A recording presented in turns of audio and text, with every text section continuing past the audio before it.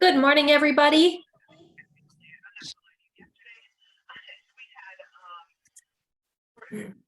Good morning, Kelly. Hello again. Good to run into you the other day. It was fun. Was your meal with the basil delicious? Yes, we made a lovely pesto. What's that? Made a lovely pesto. Nice. Let me see. There we go. Muted Katie there. Right. So hello, welcome everybody to the April 18th Michigan PR Group. It's tax day. Yay. That means the end of tax questions, or at least they leveled down after this week. So I know I'm always scared when people ask me for the tax advice. It's like, do you really want me doing your taxes? And sorry about, I got my dogs here and they are getting noisy, of course, because they've been quiet all morning until I put the camera on.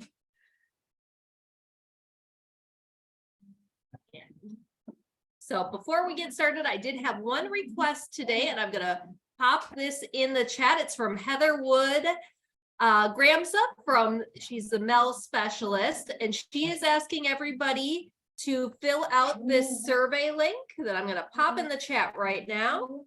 There's the chat.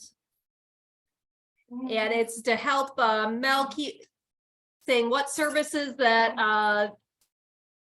the Michigan e-library that you use, and to rate how you like them, such things as the databases, Melcats, Read Squared, all those good things that they provide to everybody in the state. They do such a good job. I figured I'll help that along and give them some good ratings on it, because I think Mel is wonderful and underused. It's something that should be replicated in all the states.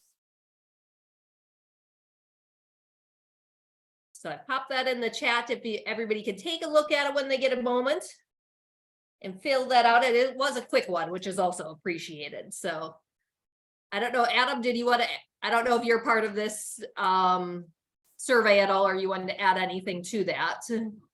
I'm not really part of it, but I will second that. I know Heather will really want that information, because if you think about what Mel does, it's all tied to federal funding. And it's always good to get as much information as possible so that Heather and everybody else in library development can get that info passed on to the proper people. One thing to note, Kelly, is that in that survey, it asks about the PR packages that we share with you quarterly. So if you're using those, or if you've made use of those and you have opinions on them, we really want to hear that. That's something that sort of is an additional item to our budget, and if they're not getting enough use, it's kind of like, should we, shouldn't we? So if you have opinions on those, please definitely take that portion of the survey. Thanks. I know you got 5 stars from me on it, so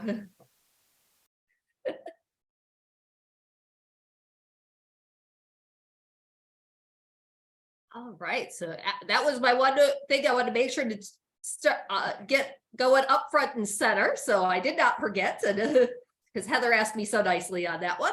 So now I've got it open to the group. Who's got a question for the group?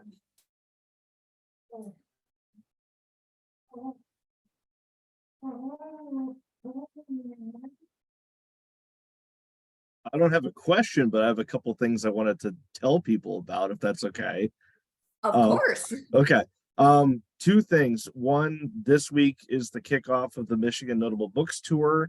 I know, let me just throw the link to the tour itself in the chat here.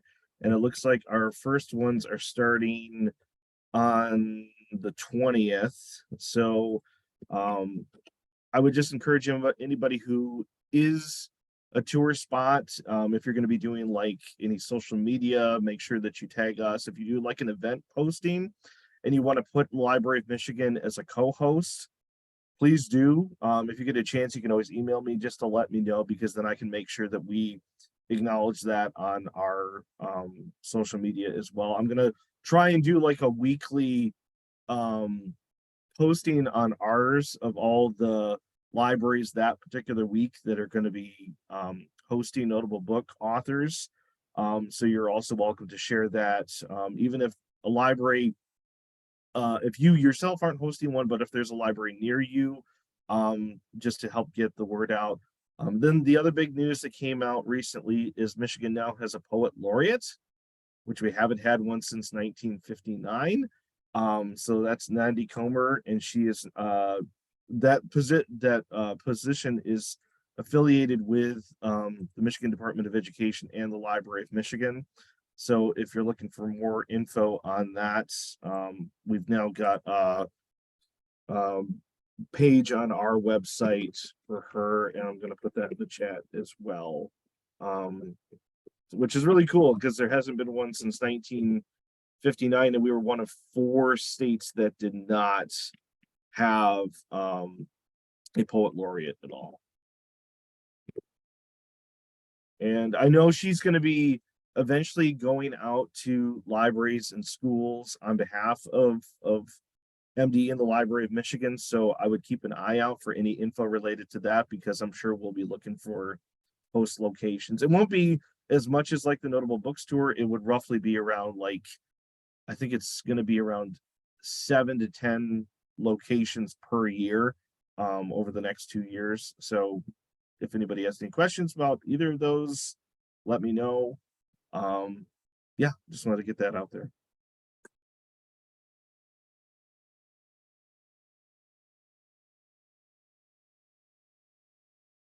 That I was happy to see a poet laureate back nominated.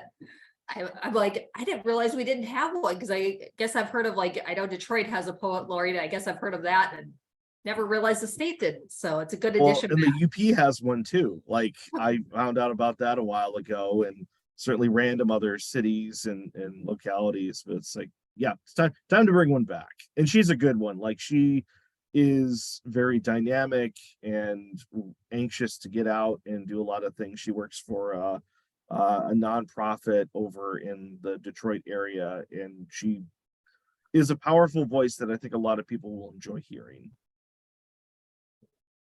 And then Stephanie put in the chat that St. Clair Shores is hosting on May 11th. She has, and forgive me if I butcher this author's name, or the book's titles, of Hada Baluda, with authors Sally Howell and Ghassan Zainadine. So I apologize if I butchered.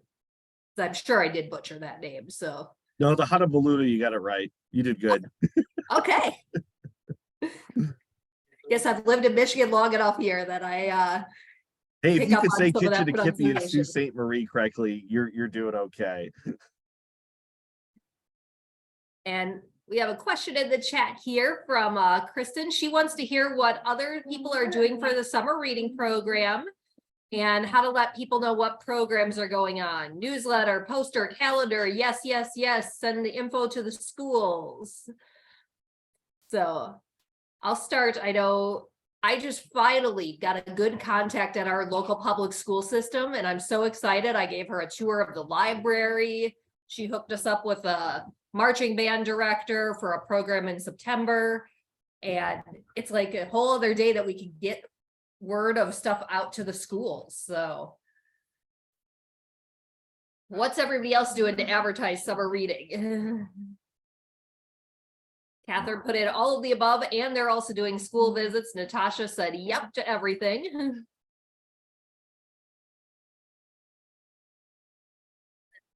Dogs. Can we not growl into the camera? Here, Bijou.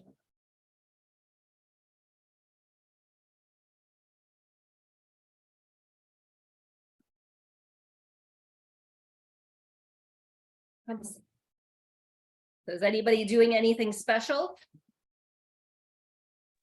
I just saw in the chat someone put that they were creating short videos and stuff, and that sounds really interesting. I haven't done that before. How are you accomplishing that? Through sheer improvisational silliness.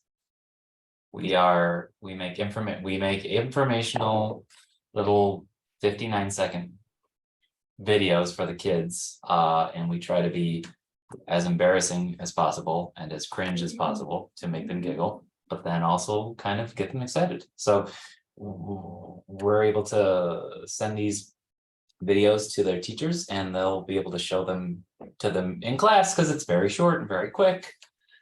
So we're able to have them as a captive audience because Lord knows they aren't following us on Facebook. So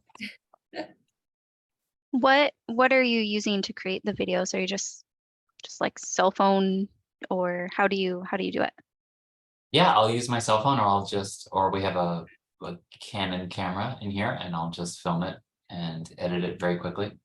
And we have super quick brainstorming sessions with the youth department. I am spoiled because they're just so energetic and so creative. So it really all comes together pretty quick.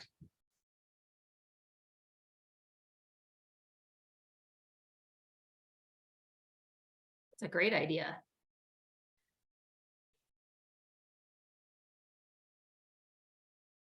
And Adrian says she's panicking. She just took on the marketing associated position. Well, good luck, Adrian. We're all here to help you. Feel free to always ask us questions, and we try to do things that others can replicate. Just like, you know, Jeff's idea of the short videos is a wonderful one.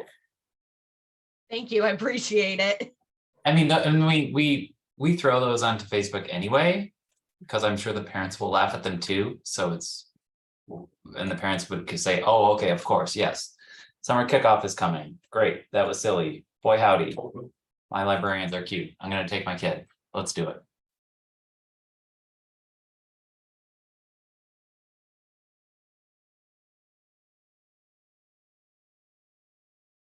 Yep. I love the idea of showing them in the classroom though, because they are the captive audience, and anything new that gets them out of their normal routine, they remember a lot more. At least my kids is like, we had this today. Anything that breaks up the schedule from the regular. Yeah, it's good too, because then when the child, the student, the teen encounters the librarian, let's say here in our setting, when they actually visit, then they feel like they know the librarian, or the librarian seems whatever social media famous to them.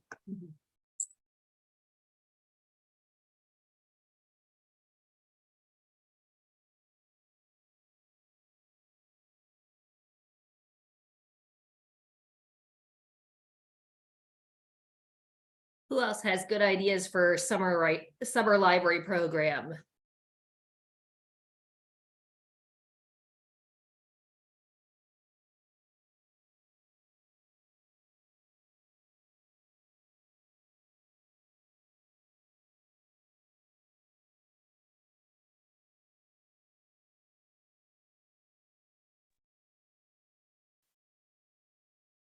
I'll say in advance, good luck to everybody with summer library programs. Hopefully we can get our numbers back to where they were, or even exceeding back, 2018, 2019 numbers.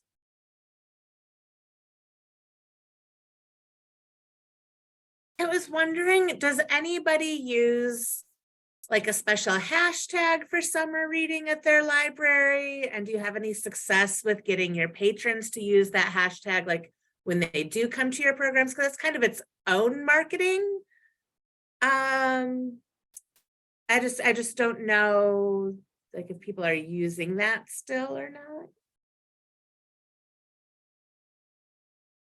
No. Yeah, I've never had luck with it. So at this point, I'm just happy if they tag the library at anything positive. So I hashtag everything that I post on social media, but I don't have a specific one made for summer reading, but that's a good idea that I think I should come up with one. Like, I'd really like to get our patrons who come to our programs and events to like hashtag us in their photos, like hashtag BTPL summer or something, simple, but.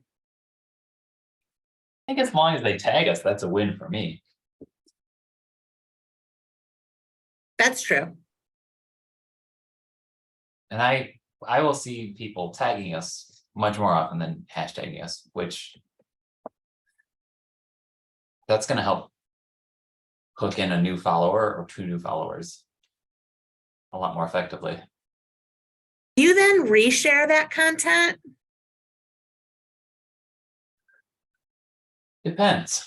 I don't know. Case by case. Okay. Like I'll probably throw it in our stories for sure. Okay. In Instagram. Yeah, especially with something like really exciting or like really artsy or cool looking, you know, something like that.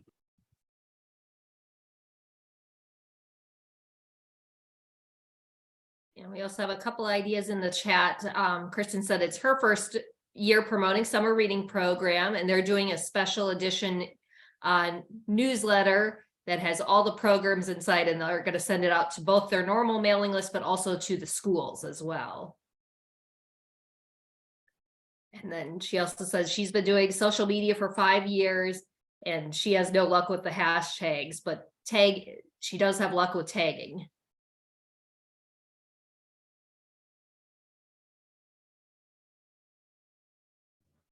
Let me ask you this. Just because I've been out of the social media game for a bit and taking on the library's social media accounts is one of my duties, with taking on the marketing associate position. Facebook has always been like our main form of contact when we're doing social media, but what other platforms are still popular? I know Twitter just recently took a hit. I know Instagram is very popular right now, especially more with the adult audience.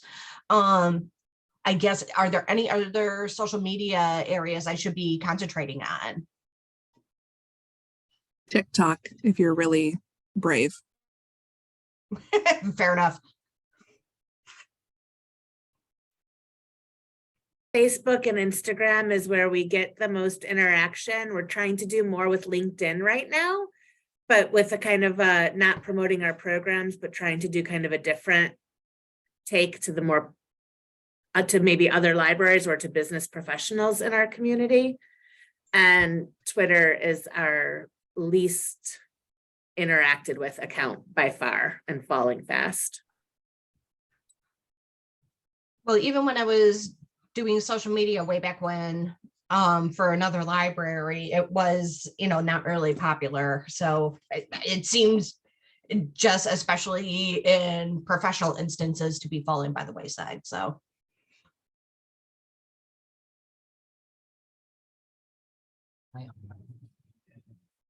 For us, it's Instagram and TikTok.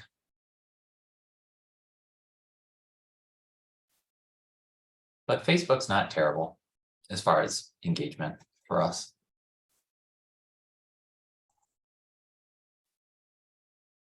We're finding that we're generating more interest on Facebook when we do events. So that might be something you want to try, where you create the event and it's kind of reminding them also, if they're interested, that, this event is upcoming.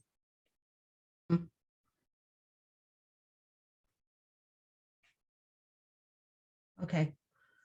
All right. I appreciate the feedback.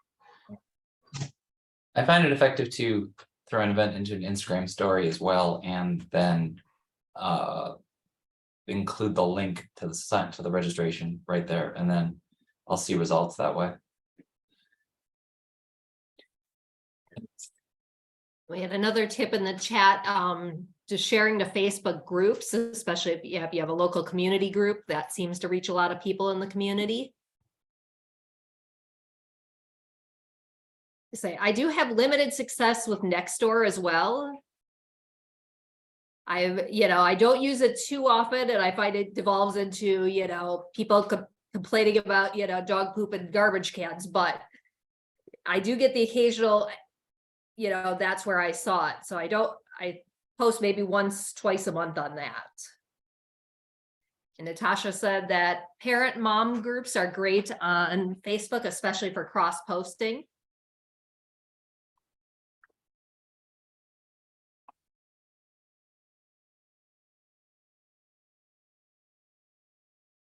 And we're still seeing a bump in our numbers from Little Guy Detroit visited Southfield Library, and we're still seeing a boost from that. So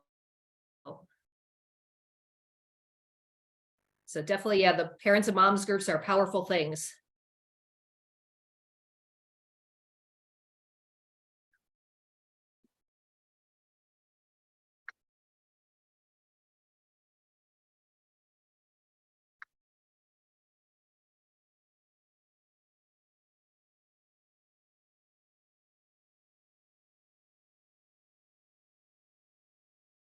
And Brighton also adds, they add their events onto local calendars as well.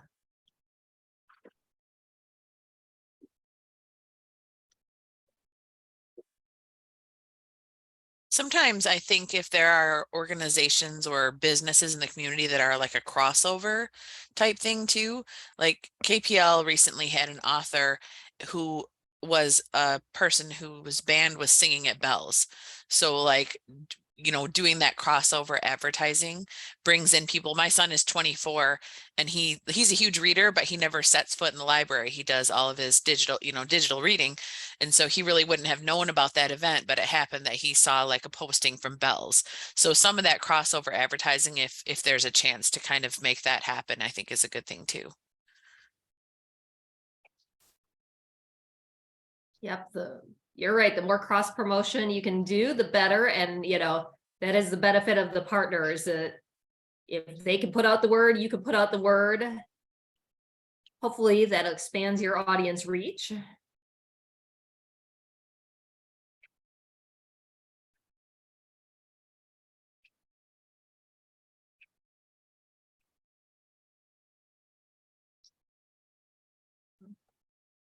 Who else has a question or suggestion for the group?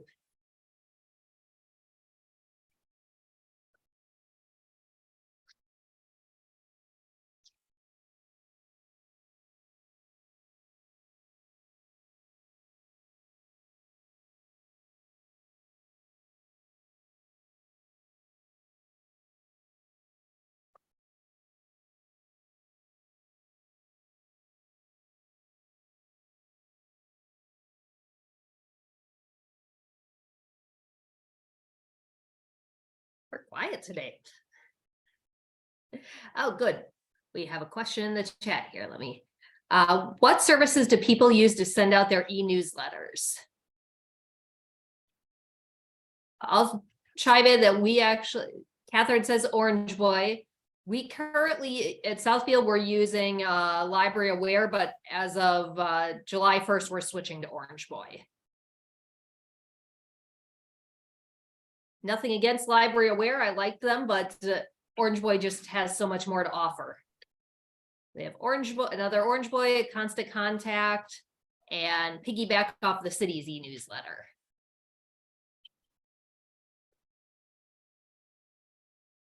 And if you haven't, I would encourage everybody, you know, add in every email you have in your ILS system into your e-newsletters.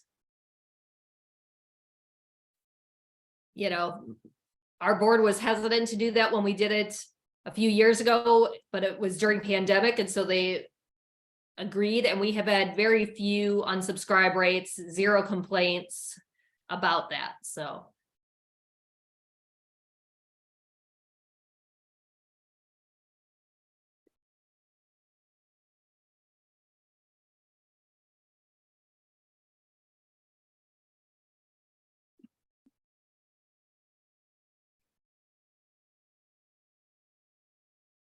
I've got a question.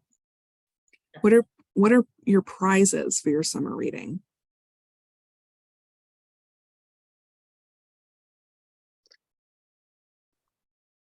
I think our prizes are a Zoom membership. We're actually, for the first time, getting swag items. We have pens, pencils, magnetic bookmarks, so little giveaway items.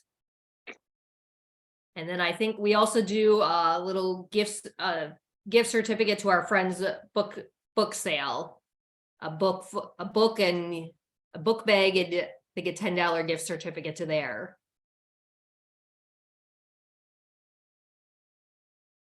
Well, like grand prizes, and they're kind of broken up by age group. So like birth to 5, and then youth and teens and adults. But you can put in your raffle ticket for, you know, whatever age group you want. We don't tell people what they, you know, what ones they have to choose. And for our teens and adults this year, we're focusing mostly on local gift cards. We did a survey this spring in our spring print e-newsletter, or I'm sorry, our print newsletter. And that's what our community said they really wanted, was just local gift cards to like restaurants and bars and shops and that sort of thing.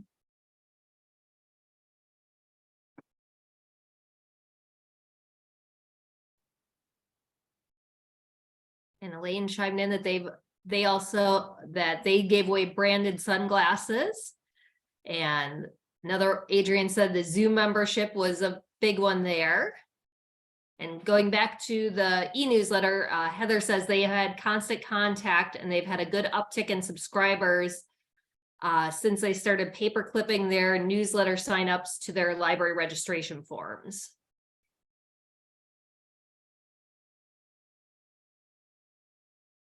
So our plan is to have 10 grand prizes, and they are 10 gift baskets, and there are 5 themes. So 2 gift baskets per theme. So we have the reading gift basket, the outdoors gift basket, the self-care gift basket, the Michigan gift basket, and then I forget what the 5th one is. And so we just go out shopping to local businesses and we curate what fits into those, and we just pack these baskets up and then we give them away. So it's all from local businesses. Are those for adult prizes or for just all Adults. But we have different prizes for teens and kids. Youth hasn't figured it out yet this year. They will soon.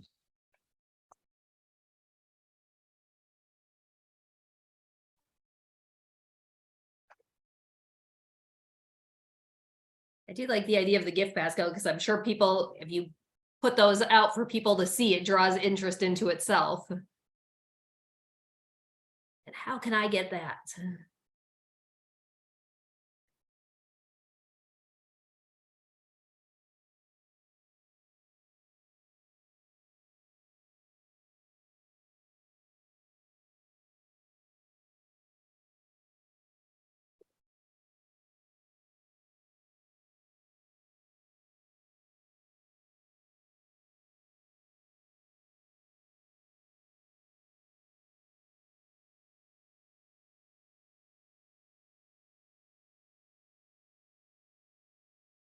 Sounds like there's some good prizes that'll be picked up by the community and the readers this summer. So for Jeff, I've got a question. So is your adult program as big as your kids program? As far as signups? Signups and just participation, because it sounds like that's a large amount for adults. I'm sorry. Yeah. We had, I think, 160 people sign up last year. And we gave away all the gift baskets, and then we even we had so many people completed the challenge that we wound up going out and getting some gift cards too. We tried to give something to as many people as possible, and everyone really had a good time. Everyone really enjoyed the Beanstack aspect. They enjoyed doing it on their own, and that seemed to be really a positive experience for everybody. That's wonderful. Mm-hmm.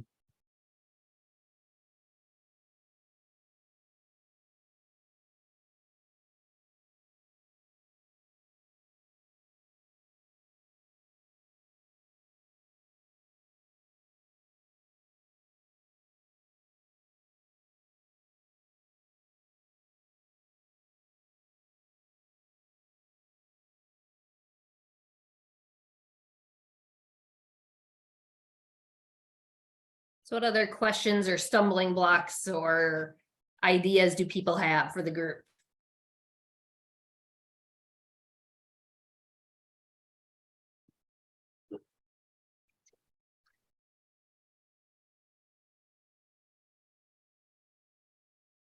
On a kind of totally different topic, I'm curious to know what you like to promote when you're not promoting programs or events.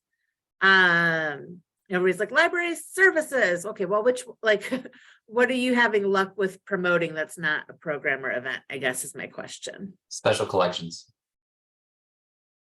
See library of things, audiobooks. But things like the Seed Library or the Library of Things or the fact that we have a little station where you can come in and use an Adobe suite for free. Those kind of things where they'll see it and say, oh, MG, there's a library of things, there's an Adobe suite. I am going to walk myself into that building. I am going to go get a library card.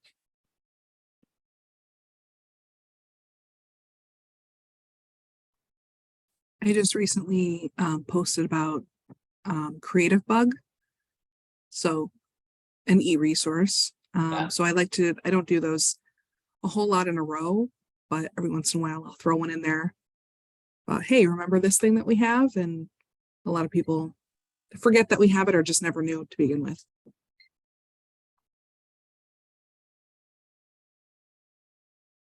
And Heather popped in the chat that they've had a huge response to posting about their outdoor patio spaces. And there's also a giant chess set. Oops, I'm gonna scroll up here. On their youth patio, and their puzzle exchanges. So.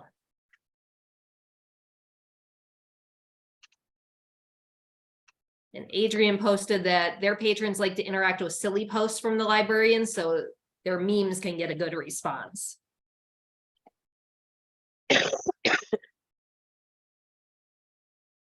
say we have luck. Well, we'll post just like, hey, it's a rainy day. We've got more, comfy, cozy seating. When we go very topical weather, I know that's not quite it's sort of a service because it's our building. I will never give up on trying to promote the databases. So, because they're so hidden and so many people don't know about them. And slightly changing topics, but it's reminded me, has everybody heard that the Michigan Activity Pass is doing a rebranding, and they're going to get a new website? I think supposed to launch end of May, June is what I believe, which will be wonderful because Finally.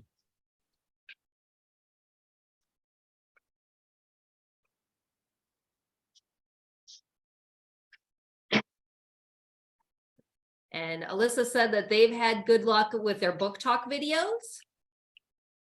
And Natasha puts up memes onto Twitter.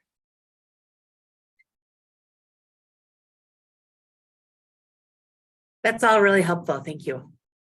Yeah.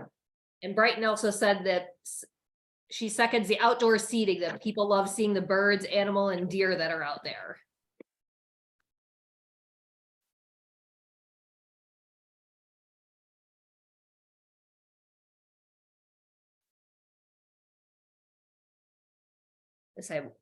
We've also had luck. It's the city, we're not responsible for it, but on our same complex, the city just put up a new playground, replacing an older version of it. And when we, promote that, hey, you can, come visit the library and see the new playground in one visit. Parents have liked that.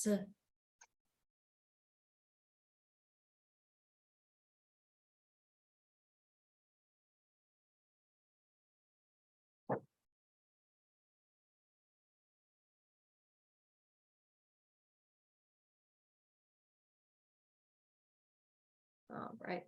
And Adam also said, feel free to share individual titles from Library of Michigan's readmichigan.org. That's also a good one. And all those are you don't have to wait for any of those. Those are all no checkout waits or anything like that. So if you're also wanting to look for titles for like any sort of book discussion, that's a way that everybody can then get access to those titles. Oh, that's a good thought. I hadn't thought about it for book discussions. Thanks for the reminder on that. I remember seeing it when it came out. Then yeah, there's at least a few years worth of notable books that are on there. Plus, we just added a swath of poetry titles too. Now that Nandi has been made poet laureate, so I mean, you could probably go through the entire month of April next year with titles that would be able to showcase Michigan poetry.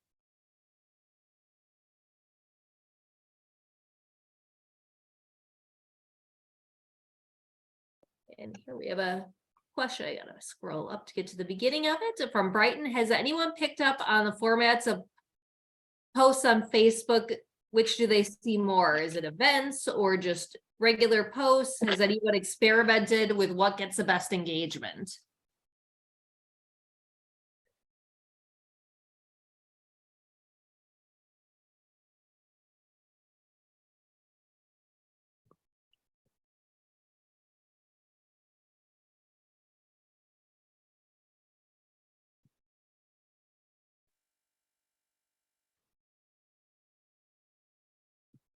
And how do your posts promoting events look like? I know I do tend to post events up. One thing I like is if people say they're interested, Facebook automatically reminds you a couple of times that it's coming up. Event posts. We'll usually create a dynamic image in Canva and upload that with a link to the event rather than sharing the URL of the Facebook event itself, if that makes any sense. We do the same thing. We use like the graphic that we create for our online event calendar, and we use that on Facebook. But we get the best engagement when we have an ongoing Lego club once a month. Like if we post about Lego club, we get better engagement if we post like things that kids actually built the month before rather than the program graphic. So we're trying to incorporate more of those like real life photos. That's a great tip.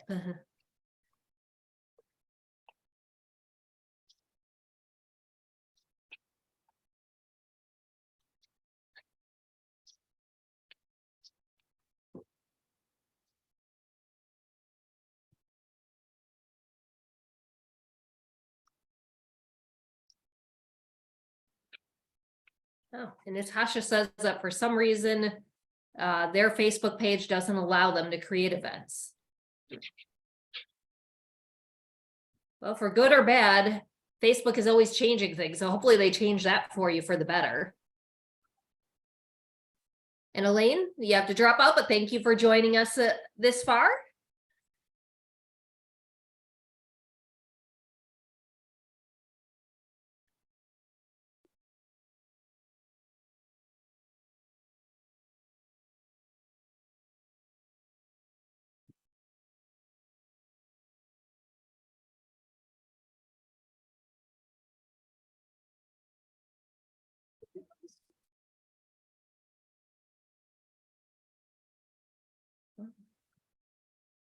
Any other questions for the group today?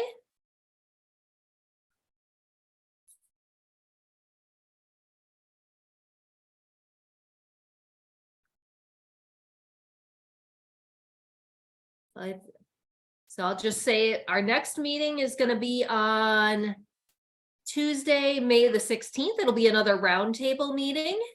And then in June, it'll be June the 20th. We have a special speaker, DJ Bond from TLN is going to be giving us a presentation about the basics of marketing and make us all think back to the basics. And he's also going to give us an update about the Michigan Activity Pass, since he's hopped into the lead on that since he took the new role at TLN. I'm sorry, what was the June date? It's going to be June the 20th. It's always the third Tuesday of each month. Thank you. Yeah. So that'll be a good one to hear his presentation and get the update on the Michigan Activity Pass. I know I am very excited to see the new redesign of that. Because the current website is not the best, but it's a great program.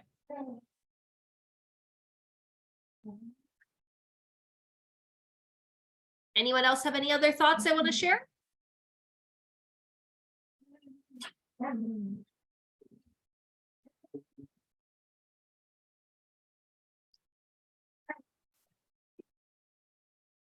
Right. Well, in that case, thank you everybody for joining us today. I hope this was helpful and hope to see you back next month. Thank you. Bye, thank you.